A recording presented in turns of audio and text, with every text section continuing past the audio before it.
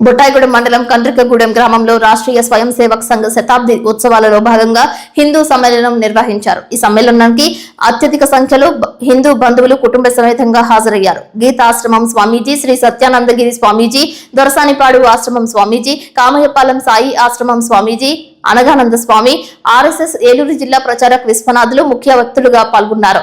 హిందువులందరూ ఐకమత్యంగా ఉండాలని, పురాణ గ్రంథాలైన రామాయణం, మహాభారత, భాగవతం గ్రంథాలను ప్రతి ఒక్కరి ఇంట్లో ఉండే విధంగా చూసుకోవాలని అన్నారు. గడప లోపల కులం, గడప బయట అందరూ హిందువులమని, మనమంతా ఐకమత్యంగా ఉండడం ద్వారా భారతదేశం యొక్క సమగ్ర అభివృద్ధిని, శాంతిని, సామరస్యాన్ని, సహృద్భావాన్ని పెంపొందించగలుగుతామని అభిప్రాయం వ్యక్తం చేశారు. రాబోయే తరానికి అభివృద్ధి చెందిన భారతదేశాన్ని అందించగలుగుతామని అన్నారు. ప్రపంచ దేశాలన్నీ భారతదేశం యొక్క అష్టాదశ శక్తి పీఠాలను, ద్వాదశ జ్యోతిర్లింగాలను దర్శించాలని, తద్వారా వారి యొక్క జన్మ సార్థకతను సాధించాలని భావిస్తున్న సందర్భంలో 1000 సంవత్సరాల బానిసత్వాన్ని ఛేదించి 2047కి అభివృద్ధి చెందిన అగ్రరాజ్యంగా భారతదేశాన్ని నిలబెట్టాలంటే హిందువులందరూ ఐకమత్యంగా చేయి కలిపి నడవాలని సూచించారు.